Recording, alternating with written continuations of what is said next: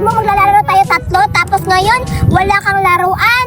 Okay lang walang laruan, basta masaya kayong dalawa. Ganun naman talaga yung magkakaibigan eh. Di ba dapat kahit walang laruan o walang pagkain, dapat masaya. Sige, Buraday.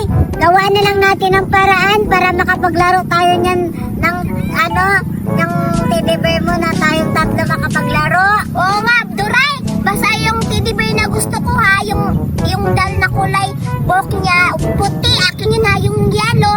Sa'yo yun kayo kasi naka-yellow yung damit mo. Sige, Burad, Judy Ann. Sige ha, basta promise nyo, magiging masaya lang tayo. Hindi na tayo mag-away-away ngayon kasi nakakapagod na eh. Kaya, love na lang tayo. Halika na, Buraday. Oo, maglaro na dito. Ito ba lang laruan ko? Frozen,